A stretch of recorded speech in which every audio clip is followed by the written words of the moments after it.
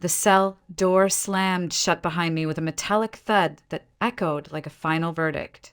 It smelled of mold, rust, and forgotten women. I stood in the center of the dimly lit cell block, holding a small cloth bundle of my belongings, everything I had left of my former life. My hands didn't shake. They hadn't shaken in years, but the silence that followed that slam, it wasn't ordinary. It was thick, curious, almost hostile. "New meat," someone muttered. Then came the shuffle of slippers, the squeak of steel bunks, the creak of bodies moving as eyes fell on me. The women circled slowly, like wolves scenting something strange in the wind. Some were young, some gray-haired and sunken-eyed. All wore the same faded beige uniforms. One woman pushed forward, muscular, cropped hair, a scar split her left brow, and tattoos wrapped around her knuckles like barbed wire. "Let's see what you brought, Gypsy," she growled, reaching for my bundle. I looked into her eyes and said quietly, "Nothing you'll need, Sandra." She froze, just for a second, just long enough. The others stilled. A murmur swept through the cell. Someone whispered. She knew her name. Sandra narrowed her eyes, suspicious. "How the hell do you know who I am?" Her voice was low, edged with warning. She hadn't expected fearlessness, especially not from someone like me. Small, quiet, unarmed. I placed the bundle on the assigned bunk and smoothed the hem of my long skirt. "I see things," I said simply. "I've seen your hands shake when you dream. I've seen your heart freeze 5 years ago on the back of a stolen motorcycle. And I've seen your son alive." The room inhaled as one. Sandra staggered back. Her fists balled. "Don't mess with me. Don't you dare say his name." "I haven't," I said, "but I could, if you want to know the truth." A woman near the wall crossed herself. Another spit over her left shoulder. The energy shifted. Sandra's gang of 2 fell back slightly. The grip of dominance cracked. Sandra's face twitched. "He died. They showed me the death report. They cremated him." "They showed you a forgery," I replied. "He's in Tallahassee now, living with a man who told him you abandoned him. You'll find the truth tomorrow." She took a half step toward me, her face pale. Then she sat on the nearest bunk like someone had knocked the wind out of her. "What the hell are you?" "I'm Luna," I said, sitting down. "And I was raised to see what others can't. My grandmother called it a curse. I'm still deciding." The cell was quiet for a long time. No one dared test me after that, at least not for the rest of the night. They watched me from across the room like I was radioactive. And maybe I was. It wasn't the first time I'd broken a silence just by being there. But this place, it was different, heavier, older, like the walls themselves remembered everyone who had screamed inside them. I laid down on the thin mattress, hands folded beneath my head. Above me, a single light buzzed faintly, casting a dull glow. It flickered once, twice, then held. And I thought of her, grandmother of Dokia, the one who once told me, "You'll walk into places where souls rot, and if you're not careful, yours will rot too." I didn't sleep. I never slept the first night. Somewhere down the hallway, a woman began to sob. Somewhere else, someone whispered a prayer. I just lay there, staring at the ceiling, listening to the sounds of grief settling in like fog. I whispered to the shadows, "Tomorrow someone will scream." And I was right. By morning, the silence had changed. No one said it, but I could feel it in the way they passed by my bunk without a word, in the glances they thought I didn't catch. There wasn't hostility anymore, only caution and something close to wonder. Sandra didn't speak to me, but she didn't threaten me either. She just watched. From her bunk, from the corner of her eye, from behind that cracked mask of defiance, like she was waiting for me to say more. I didn't. Not yet. Instead, I folded my blanket the way grandmother had taught me. 3 times, edges inward, corners tucked. It was a ritual, one of many that kept me grounded when the world tried to tear me apart. Was it real? A whisper came from the bottom bunk across from me. The voice was barely audible, but I caught it. A girl, no older than 20, eyes swollen from nights of crying. What you told Sandra, was it real? I looked at her. Does it matter if you believe me? She hesitated. It does to me. I nodded slowly. Then yes, it was real. Her eyes filled with something that wasn't quite trust, but wasn't fear either. Something in between. Later that day, I found a scrap of bread left near my bunk. No note, just a gesture. In prison, kindness is the rarest currency. That night I sang. Not loud, not for attention, just a whisper of melody passed down for generations. A lullaby in Romani tongue. The same one my grandmother sang when the nightmares wouldn't leave me alone.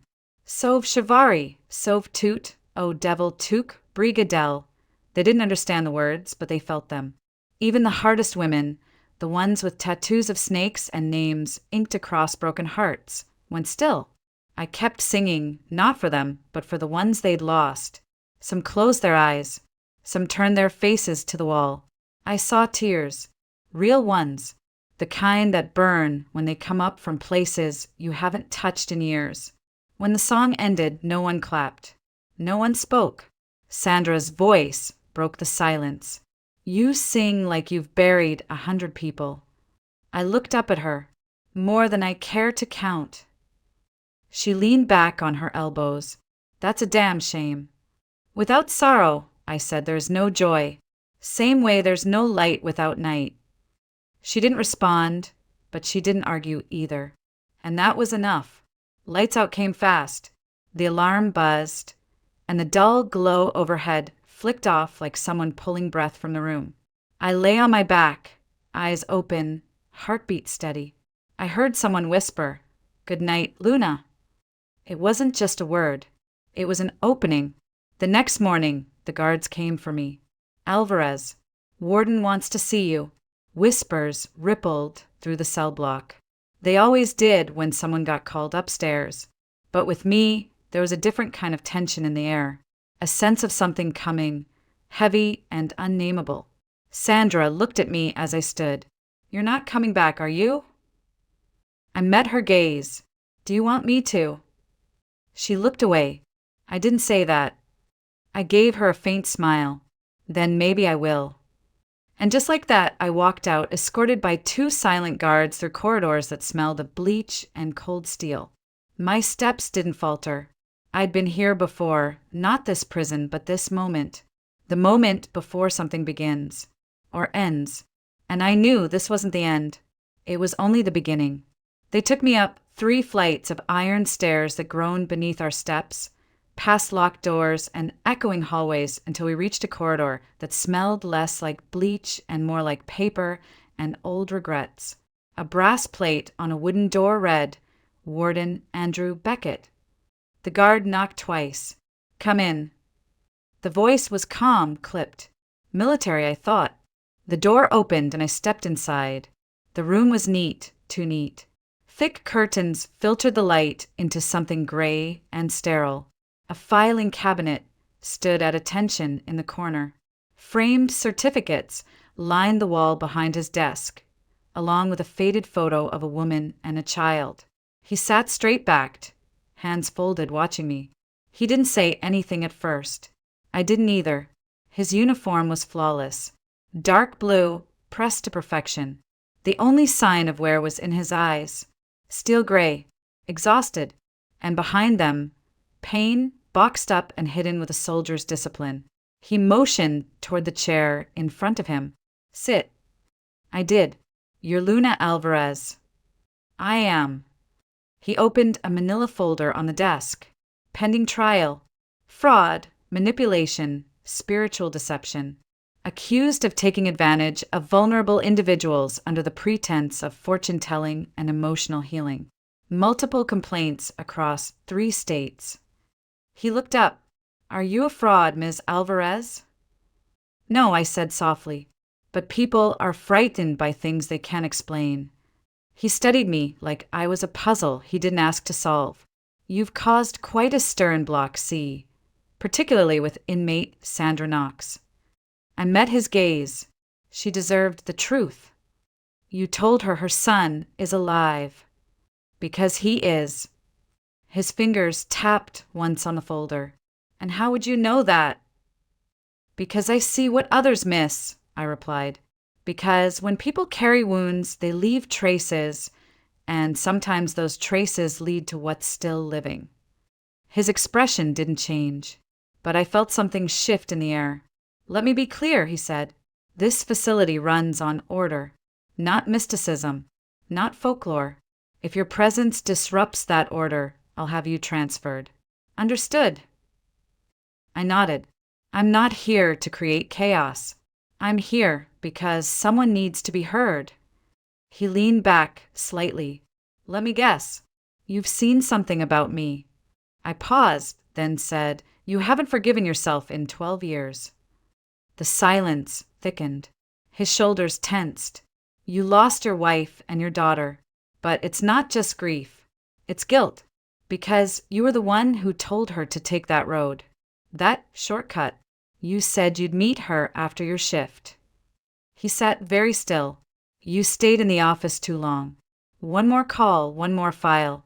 You told yourself it was important, but you weren't there. His voice, when it came, was low and brittle. Who told you? No one. I saw his knuckles whiten as he gripped the edge of the desk. His eyes didn't move from mine, but they'd turned colder, sharper. You came in here thinking you could manipulate me with personal details, make me believe you're some kind of savior. I don't want to be anyone's savior, I said. I only want a chance to do what I was born to do. And what's that? To see pain and not look away. He looked away first. He stood, walking toward the window, staring out at the yard below. When he spoke again, his voice was quiet. Do you know what it's like to bury both halves of your heart on the same day? I didn't answer, because yes, I did. I haven't spoken about them in over a decade, he murmured. Not to my staff, not to the shrink they assigned me after. I've kept it buried so deep I forgot how much it still hurts, I stood. You haven't forgotten. You've just learned how to stand still while bleeding. He turned to face me. There was something new in his eyes now, no longer suspicion, but recognition. The kind that only exists between two people who've both crawled through fire. After a long silence, he said, There's an empty room down the hall. Small. Used to be an interrogation room. I'll have it cleared. You'll report there twice a week. Supervised. You'll speak to select inmates. Quietly. If you do anything to exploit them, I'll shut it down. No questions. Are we clear? I nodded. Perfectly. He nodded once. You may go. I turned to leave, but at the door I paused. She used to wear a blue dress on her birthday, didn't she? His breath caught. You gave it to her. He didn't answer. He didn't have to.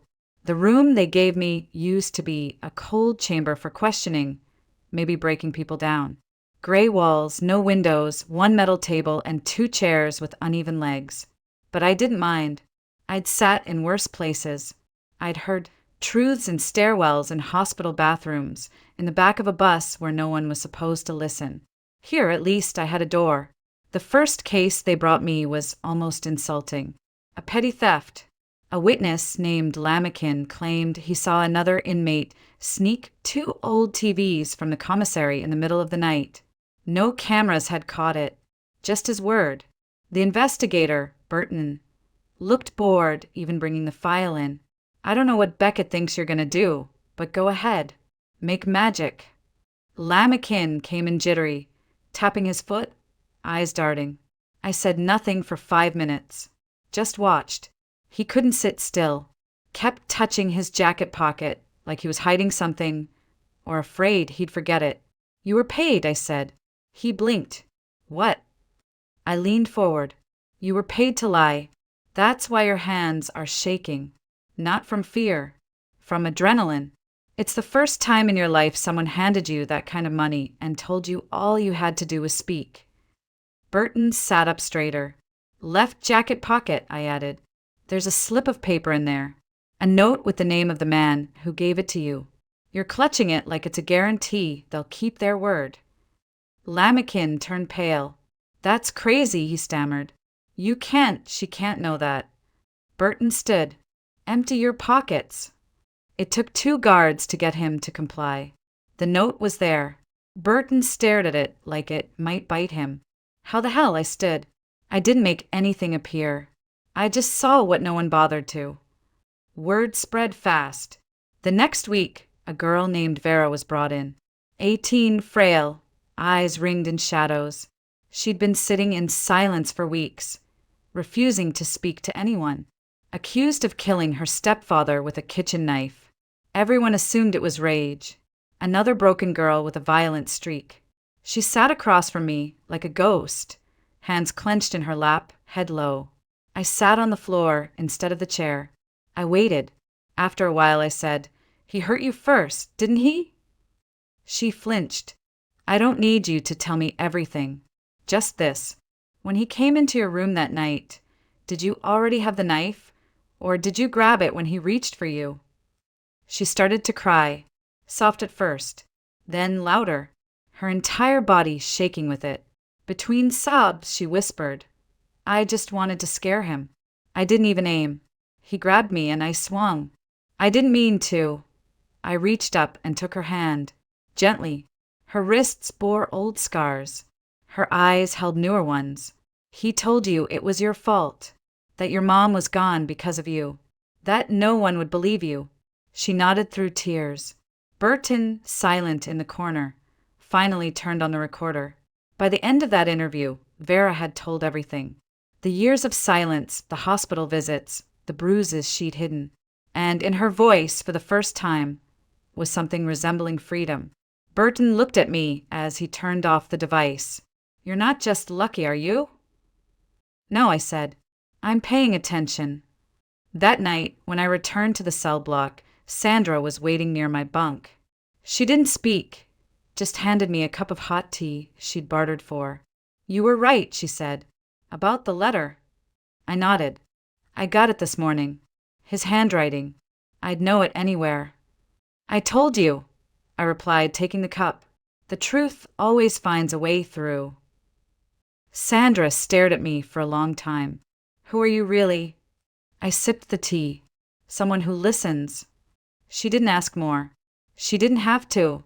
It didn't take long before someone noticed I was becoming inconvenient.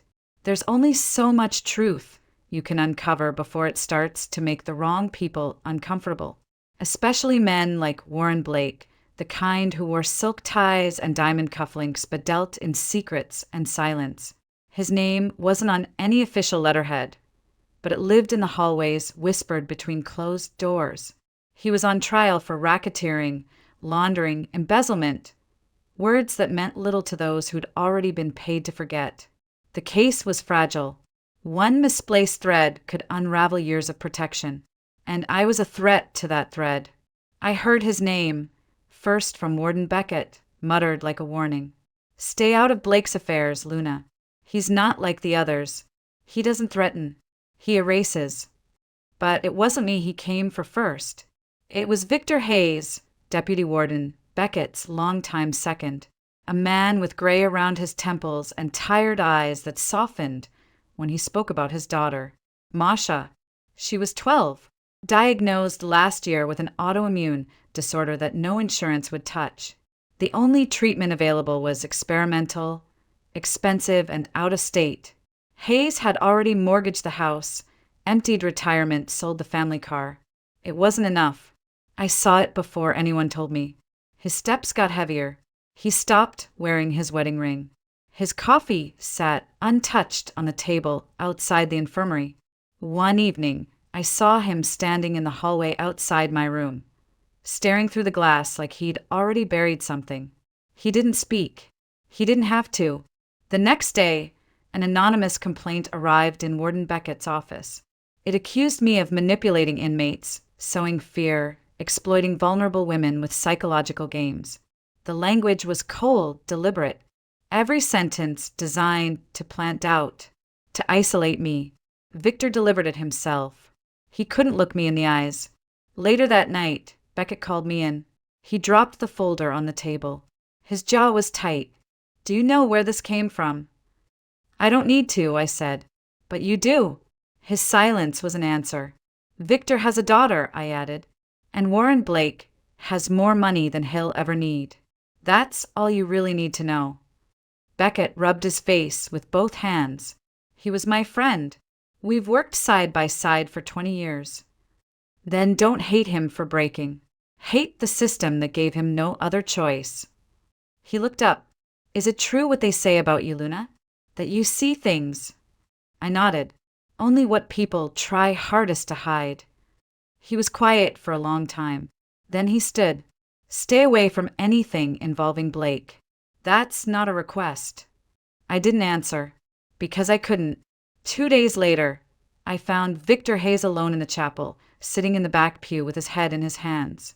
I didn't speak. I just sat beside him. The silence was safer than anything I could say. He broke it first. "She's getting worse," he whispered. "And Blake offered everything. Treatment, flights, a private room. All I had to do was make sure you're removed. Not hurt. Just gone." "I know," I said. He turned his face toward me. Red-rimmed eyes. "You're not angry?" "I'm sad," I replied. "For you. For her. For what we all become when the world doesn't give us a way out." He stared at the altar. "Do you think God forgives choices like this?" "I think the God you're talking about already cried for you." He didn't speak again. When I left, I didn't feel triumphant. I didn't feel righteous. I felt cold, because now I knew that Warren Blake had taken notice, and he wouldn't stop with threats. He would come for me next. But I also knew something he didn't. He wasn't the only one who could see in the dark. I never asked for access to the archive. Beckett offered it himself. "It's where cases go to die," he said, "but sometimes you can hear them breathe." It was buried beneath the east wing, an old filing basement with flickering lights and the scent of rotting paper. I spent hours there, alone with the past, tracing the outlines of forgotten names and lives that never made it past sentencing. I didn't know what I was looking for, until I found it. My hand stopped on a dusty, brittle folder. Case number 127/75. The ink was faded, but the name wasn't. Evdokia Alvarez. My grandmother. I sat down on the cold floor. The first photo was of a crime scene. A body lying in a small, cluttered room. No sign of robbery. Multiple stab wounds. Cause of death: exsanguination due to internal bleeding. There was a single line in the summary. No suspects identified. Case closed due to insufficient evidence. But it wasn't just that. At the bottom of the page, beneath the seal of the state, was a signature. One that made my stomach turn cold. Captain Ivan Beckett. My breath caught. I read it again, and again. It didn't change. The father of the man who now trusted me. The man who gave me this room. The man who looked at me with eyes full of pain, inherited from a silence deeper than either of us had realized. I sat there, unmoving, staring at that name as if it might rewrite itself. It didn't. Later that night, Beckett found me still in the archive, sitting cross-legged on the floor, the file spread before me like a funeral. "You found something," he said. I turned the folder toward him. He scanned the page. His mouth opened, then closed. "My father!" "He was the one who closed the case," I said. "No suspects. No follow-up. It was shelved within a week." He backed away a step, like the file had burned his hands. I had no idea. He never told me, because he was ashamed. Beckett sat heavily on a metal stool near the wall, his hands gripping his knees. I thought he was just tired, bitter, but sometimes when he drank too much, he'd say things about orders he shouldn't have followed, people he couldn't save. Maybe he meant her. I knelt beside him and placed a photograph in his hands, one I kept folded inside the folder. In it, my grandmother stood beside a group of uniformed officers. In the corner, barely visible, was a young man in a military coat with Beckett's chin and his tired eyes. "That's him," he whispered. "Jesus Christ, that's him." "She helped him once," I said. "When he was younger. He came to her in desperation. She saved someone in his family. And then, years later, someone ordered him to bury her truth." Beckett's jaw clenched. "If he knew something, if he was protecting someone, he didn't have a choice," I said gently. "You know how that works better than anyone." He stared at the photo for a long time. Then he looked at me. "What do you want from me, Luna?" "Nothing," I said. "But if this is our story now, yours and mine, we deserve to know how it ends. Not how it was forced to end." He exhaled, deep and hollow. "You want me to reopen this case?" "No," I said. "I want you to open your eyes." For the first time, he looked not at the folder, not at the photo, but at me. And in his expression, I saw something shift. A weight shifting shoulders. A burden reshaping into responsibility. He stood, picking up the file with both hands. "Come with me," he said. "There's someone I need you to meet." I followed him out of the archive and into the next layer of the past neither of us could run from anymore. The meeting room was cold. Not the kind of cold that came from air conditioning, but the kind that seeped out of stone, wood, and secrets. Warden Beckett sat at the head of the table. I stood by the window, arms crossed, trying not to look at the man sitting across from him. Warren Blake. He looked exactly like I expected. Overdressed, overconfident, and underestimating everyone in the room. His smile was thin. His eyes reptilian. "I appreciate your time, Warden," he said, voice silk-wrapped steel.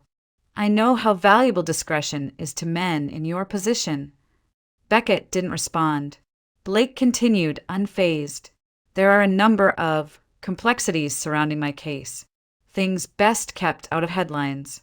Witnesses who may or may not remember clearly. Consultants who may be overstepping." He didn't say my name. He didn't have to. "I've heard," Beckett said dryly. Blake reached into his briefcase, pulled out a sealed envelope, and slid it across the table. "A donation. For the facility. No strings, of course.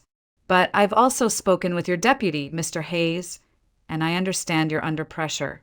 You don't need more chaos." Beckett glanced at the envelope. Didn't touch it. Blake leaned forward. "We both know how things work. You transfer the gypsy to a quieter place, somewhere with less exposure. It's not personal. It's business. You keep your post. I keep mine." Silence stretched between them. Then Beckett spoke, slowly, carefully. "You think you can buy my silence with a padded envelope and a smile. I think I can offer you peace." Beckett's hands tightened. "I buried my wife and daughter because of a shortcut I told them to take. I've spent 12 years choking on peace. I don't want it anymore." Blake's eyes narrowed. "You're making this emotional. That's dangerous." "No," Beckett said. "What's dangerous is pretending there's no line left to cross." He stood and slid the envelope back toward Blake. "You just crossed mine." Blake didn't flinch, but something in his expression cooled, like a man mentally flipping to a darker page. "You'll regret this," he said softly. "Maybe," Beckett replied, "but not as much as I'd regret doing nothing." Blake left without another word. I didn't speak until we were alone. "You just handed him a reason to destroy you." Beckett turned to me. "Then let him try. If I've learned anything from you, Luna, it's that fear is what makes cowards of men who are born with courage." There was a moment between us, unspoken, heavy, necessary. I said quietly, "He'll go after Victor next." "I know," Beckett said, "and Victor will have to choose, just like I did." That night, Victor Hayes showed up in my room. He looked older, hollow. "I told him I couldn't do it," he said. I nodded. He offered me everything. Told me I could name any clinic in Europe. Masha would have the best doctors in the world. "What did you say?" Victor swallowed hard. "That I wasn't for sale." He sat on the edge of the bunk, staring at the floor. "Do you Think I doomed her? I sat beside him. I think you showed her what love looks like, even when it hurts. He didn't speak for a long time. Then, almost a whisper, he said, "Thank you." I shook my head. "Don't thank me. Thank the man who refused the envelope." Later, after he left, I sat alone in the dark, staring at the ceiling, listening to the echo of footsteps down the corridor. I knew what was coming. I knew Blake wouldn't walk away quietly. There would be consequences. There always were. But for the first time in a long time, I wasn't afraid, because somewhere inside this broken place, a man had chosen truth over silence, and another had chosen integrity over survival. And that meant I wasn't alone anymore. It was past midnight when Beckett knocked on my door. No guards, no clipboard, just him. He looked tired, not in the way a man looks after a long day, but the way someone looks when they finally stopped pretending, like he'd laid down a burden so heavy, even his bones had started to breathe again. "I can't sleep," he said simply. I nodded and stepped aside. We sat across from each other at the small metal table. The overhead light buzzed, casting shadows that danced between us. Beckett placed a folded piece of paper on the table. "It's her handwriting," he said. "Your grandmother. I found this in my father's old desk." My hands trembled as I unfolded it. It was a letter, brief, blotched with age and grief. It spoke of a girl she had sheltered, a powerful man whose son had hurt someone, how she was warned to stay quiet, and how she refused. "She died 3 days after writing this," Beckett said. "I think my father kept it because he couldn't throw her voice away." I traced the loops of her script with my finger, imagining her hunched over the kitchen table, knowing full well what might come next, and writing anyway. "She never wanted revenge," I whispered. "Only truth." Beckett nodded. "Maybe that's why it took me so long to get here. I spent most of my career believing justice was something you measured with rules and chain of command. Turns out it's messier than that." "It's always been messy," I said, "but that doesn't make it meaningless." He looked at me, really looked. "You've changed this place, these women, me." "I didn't set out to," I admitted. "I just didn't know how to keep quiet anymore." There was silence for a long while. Not uncomfortable, just full. Then Beckett asked, "Do you ever wonder what your life would have been like if she'd lived?" "All the time," I said. "But then I remember, if she hadn't died, I wouldn't have learned how to survive. And if I hadn't survived, I wouldn't be here. Do you believe in fate?" I shook my head, "But I believe in people." He leaned back, exhaling. "My father, he wasn't a good man, but I think he wanted to be." "We all want to be," I said. "That's the part that matters." Beckett stood, slowly, pressing both hands on the table as if anchoring himself. "I'm going to reopen her case," he said. "Officially. It'll bring heat, blowback, maybe worse." "I know. You'll be named, called a fraud, an inmate manipulating a grieving warden." "I can take it." He looked at me again, this time not as a prisoner, not even as a witness, but as an equal. "We owe them," he said. "Not just our dead, but the living, too." And I realized in that moment it was no longer about my grandmother or his father. It was about what we left behind when we chose silence, and what we reclaimed when we chose to speak. Beckett turned to leave, then paused at the door. "For what it's worth," he said quietly, "I think she'd be proud of you." I smiled, holding the letter to my chest. "Then maybe I've done enough." He left without another word, and I sat there in the dim light, not crying, not trembling, just breathing. And for the first time in a long time, it felt like freedom. The subpoenas arrived on a Tuesday. No warning, no ceremony, just crisp envelopes on the breakfast trays. Mine was marked Federal Inquiry Witness Deposition. Beckett's had a thicker seal. He opened his in silence. "They're moving fast," I said. He nodded. "Faster than I expected, which means they're scared." "Of Blake." No, he said, of the cracks in his foundation. By Thursday, reporters were circling, not on the prison grounds, but outside the county courthouse. A few old names had resurfaced, men whose careers were tied to Blake's empire, men who had quietly vanished when scrutiny got too close. And women, too. Women like Eleanor Jensen. She arrived one evening in a battered Buick with a folder clutched to her chest. Former court clerk. Retired early. Rumored to have fled the state years ago. She walked into the warden's office, sat down across from Beckett, and handed him the folder. I was there the day the Alvarez file was pulled, she said. Your father didn't want to close it, but the order came from higher. Higher than the captain? Beckett asked. She nodded. From someone with political ties and deep pockets. Blake's father. I think he did it to protect someone. Beckett opened the folder. Inside were copies, photocopies smudged but legible, of a memo dated 1975. The language was vague, the names redacted, but the implication was clear. Pressure had been applied, and the investigation halted by design. And you kept this all these years? Beckett asked. I couldn't throw it away, she said. She was kind. She used to bring food for the courthouse janitors. She didn't deserve to be erased. Beckett looked at me. I stared at the memo. This proves it was never a cold case. It was a buried one. By Sunday, the Attorney General's office had launched a formal inquiry into Blake's business holdings. Old victims began stepping forward. Anonymous statements flooded the hotline. Someone inside the system had opened a door, and now the flood was coming through, but not without consequence. Monday morning, Beckett was called to a closed-door meeting with the state's Department of Corrections. When he returned, his eyes were storm-dark. They're suspending me, he said. For what? Improper communication with federal investigators. Conflict of interest. Undermining operational neutrality.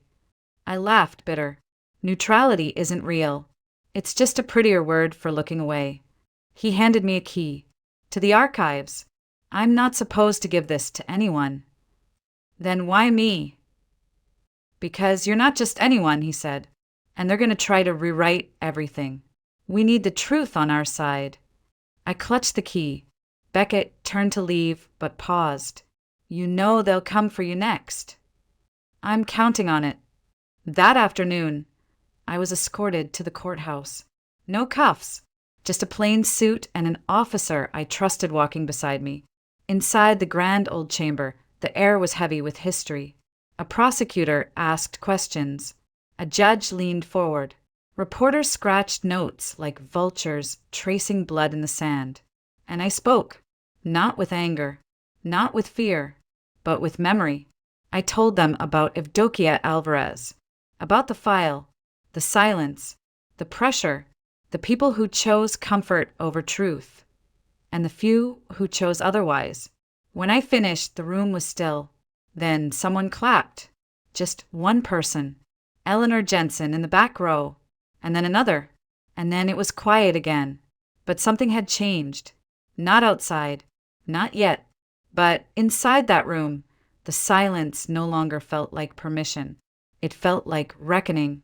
Dear Abuela, I never knew how to begin this. For years, I imagined what I would say if you were still here.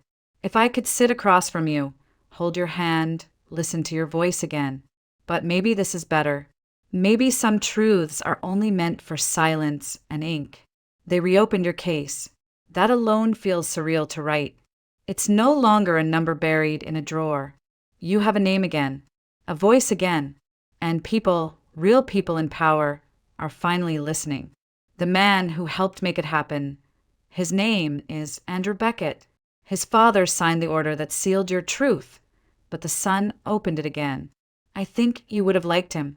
He's stubborn and guarded, but he listens, really listens. He once told me that he buried his family under the weight of one decision, and now he's trying to dig himself out, not by forgetting, but by making it right. I've learned a lot from him, but mostly I've learned from you. I used to think your story ended in that cold report. A victim, a statistic, But now I see it differently. You weren't just the woman who was silenced. You were the woman who chose not to stay silent, who risked everything to protect someone else. And because of that, I'm still here. Because of that, I get to speak. There are still people who doubt me, people who call me names. Gypsy, con, manipulate. They think that truth only belongs to those born into power. But I've learned something powerful lately, abuela. Truth isn't about who says it. It's about who's willing to carry it, even when it costs them everything. Victor is doing well. He visits often. His daughter, Masha, is responding to treatment. It's not easy, but he says love makes pain bearable. I believe him now. As for Beckett, he's no longer warden. He turned in his badge last week. Said he wanted to build something instead of defend ruins.